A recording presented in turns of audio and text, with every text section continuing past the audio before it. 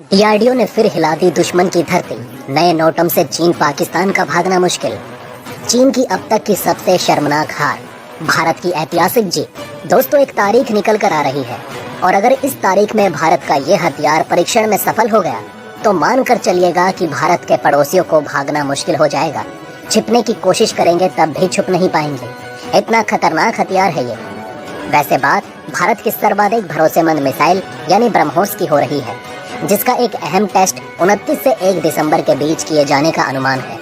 और ये कोई साधारण परीक्षण नहीं होगा जिसमें ब्रह्मोस को टेस्ट फायर किया और परीक्षण हो गया, बल्कि इस टेस्ट में एक विशेष ब्रह्मोस को लॉन्च करने की योजना बनाई गई है। या फिर यूँ कहें तो इस बार के परीक्षण के लिए डीआरडीओ ने नई ब्रह्मोस बना दी है, जो कि एक नेवल वर्जन है। इस परीक्षण की सबसे खास बात रहने वाली है ब्रह्मोस की अल्टीमेट रेंज। जी हाँ दोस्तों, डेट्रिस्फा की ओर से बताया जा रहा है कि 29 से 1 दिसंबर के बीच डीआरडीओ अंडमान निकोबार आइलैंड के पास एक क्रूशियल टेस्ट इंडक्ट कर रहा है। इसमें नेवी के लिए नए सिरे से बनाई गई BrahMos marine cruise missile fire की जाएगी। वैसे तो डीआरडीओ पहले भी ब्रह्मोस मरीन के टेस्ट कर चुका है, लेकिन 500 किलोमीटर के अंदर ही। लेकिन इस बार कहा जा रहा है कि ये परीक्षण 800 किलोमीटर तक एक्सपेंड किया जाएगा, यानी कि इस बार ब्रह्मोस मिसाइल की रेंज 800 किलोमीटर तक बढ़ाई जाएगी। ब्रह्मोस एरोस्पेस की ओर से ये बात बताई गई कि वो जल्द ही 800 किलोमीटर वाली ब्रह्मोस सेना के लिए बनाकर तैयार कर देंगे। वैसे दोस्तों, उससे पहले कुछ टेस्ट हैं, उन्हें पूरा करना बाकी है।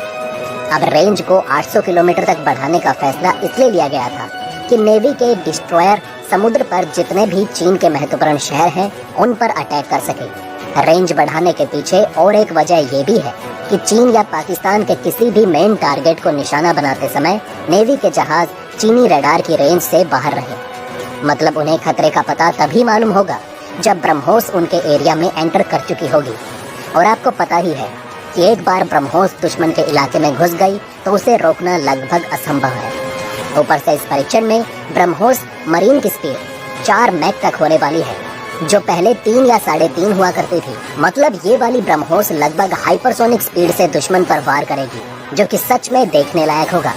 खैर, इस परीक्षण के लिए नेवी और डीआरडीओ की ओर से नोटम जारी कर दिया गया है। देखते हैं कि ब्रह्मोस क्या कमाल दिखाती है। वैसे आप बताइए, अगर हमें चीन पर बढ़त हासिल करनी है तो ब्रह्मोस की कम से कम रेंज कितनी होनी चाहिए? नीचे कमेंट करके जरूर बताएं। वहीं दोस्तों, दूसरी तरफ पिछले 2 दिनों से आप ये खबर खूब सुन रहे होंगे कि चीन भारत को हिंद महासागर में टक्कर देने के लिए भारत को घेरने के लिए एक नया ग्रुप बना रहा है। और इस ग्रुप के अंदर 19 देश शामिल होंगे, जिनके साथ मिलकर चीन भारत के खिलाफ रणनीति बनाएगा।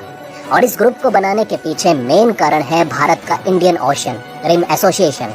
दरअसल भारत ने सन 1997 में एक नया ग्रुप बनाया था, जिसका नाम रखा गया इंडियन ओशन रिम एसोसिएशन।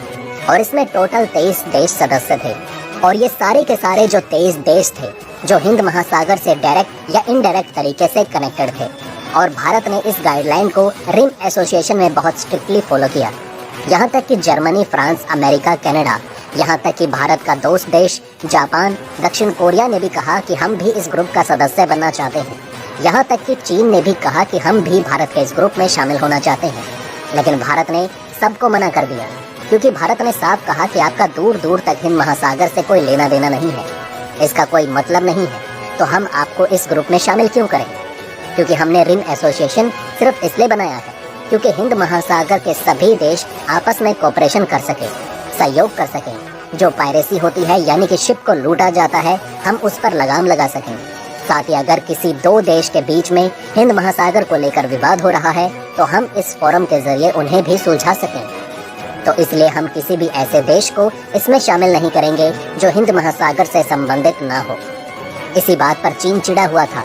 चीन कई मौकों पर कह चुका है कि हिंद महासागर को भारत अपना इलाका मानता है और भारत ने रिम एसोसिएशन सिर्फ इसलिए बनाया है ताकि पूरे हिंद महासागर के देशों पर भारत अपनी दादागिरी चला सके। और इसी बात को लेकर चीन में काफ़ी कड़वाहट भरी हुई थी। और इसलिए अब चीन ने भारत के इस रिम एसोसिएशन को टक्कर देने के लिए और इसे हराने के लिए चीन ने अपना खुद का हिंद महासागर में ग्रुप खड़ा कर लिया। और अब से कुछ दिन पहले चीन ने ये अनाउंस कर दिया कि इसमें 19 देश हिस्सा लेंगे, यानी कि लगभग भारत को टक्कर देने की पूरी कोशिश की गई। अब जैसे ही ये खबर निकल कर आई, भारत में इसको लेकर खूब हवा बनाया गया कि चीन भारत को हिंद महासागर में हरा देगा, भारत को घेर लेगा, भारत अब मुश्किलों में फंस जाएगा। लेकिन यकीन मानिए इस ग्रुप के तार खुलने शुरू हो गए और आज जो सच्चाई सामने आई है उसे देखकर ये लग रहा है कि खोदा पहाड़ और निकला चूहा। दरअसल इस ग्रुप को अनाउंस करते हुए चीन ने कहा कि हमारे ग्रुप में जो 19 देश शामिल हो रहे हैं उसमें ऑस्ट्रेलिया और मालदीव भी है। भारत ये दोनों नाम सुनकर बहुत चौंक गया क्योंकि ऑस्ट्रेलिया एक क्वाड का सदस्य देश है। दूसरी बड़ी बात, ऑस्ट्रेलिया भारत का एक बहुत ही करीबी सहयोगी है। वहीं दूसरी तरफ जो मालदीव है वो भी भारत का सहयोगी देश है और दूसरी तरफ मालदीव की लोकेशन हिंद महासागर में बहुत ही महत्वपूर्ण है। ऐसे में वो अगर चीन की तरफ जाता है तो भारत के लिए परेशानी खड़ी हो जाएगी। लेकिन आप जानकर हैरान होंगे कि चीन के अनाउंस करने के बाद ऑस्ट्रेलिया और मालदीव ने साफ इनकार कर दिया कि हमने तो कभी इसको लेकर बात भी नहीं सुनी कि चीन कोई ग्रुप बना रहा है और दुनिया चीन की इस बेइज्जती पर हंसी रही थी कि एक और पोल खुल गई। दरअसल चीन ने ये अनाउंस कर दिया कि कौन कौन से देश इसमें शामिल होंगे और आप जानकर हैरान होंगे कि इस सूची में अफगानिस्तान शामिल है, नेपाल शामिल है। और दोस्तों आप खुद हमें बताइए कि क्या इन दोनों देशों का समुद्र से दूर दूर तक कोई वास्ता है? इनके पास किसी प्रकार की नौसेना नहीं है, किसी प्रकार का शिप मौजूद नहीं है। इन्हें सिर्फ इस ग्रुप में इसलिए लाया गया ताकि संख्या बल बढ़ाया जा सके और चीन भारत से ज्यादा देशों का ग्रुप बना सके और इसलिए इसमें आधे से ज्यादा अफ्रीकी देश शामिल किए गए। इसलिए इस समय पूरी दुनिया इस बात को कह रही है कि चीन ने जो ग्रुप बनाया है, पहली बात वो संख्या बल के मामले में भारत से बहुत पीछे है। दूसरी बात, ये पूरे तरीके से रेलेवेंट है ही नहीं, ना ही इसका कुछ फायदा मिलने वाला है क्योंकि इसके मुकाबले भारत का रिंग एसोसिएशन बहुत ज़्यादा स्ट्रॉन्ग है। लगभग 25 साल से ये बना हुआ है।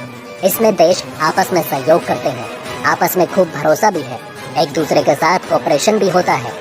जबकि पहली बात तो चीन के साथ ट्रस्ट इशू है। जितने भी देश शामिल हैं कोई भी चीन के ऊपर भरोसा करता ही नहीं। मालदीव ने एक अच्छी बात कही कि हम इस ग्रुप में शामिल क्यों हों, क्योंकि इस ग्रुप के ज्यादातर सदस्य तो वो हैं जिनका हिंद महासागर से कोई लेना देना है ही नहीं। वो हमारी परेशानियों को, हमारे दुख दर्द को कैसे समझेंगे? इसलिए हम तो रिम में ही अच्छे हैं। और चीन का ये ग्रुप इसलिए बनने से पहले ही पूरे तरीके से पिट चुका है, पूरे तरीके से फेल हो चुका है।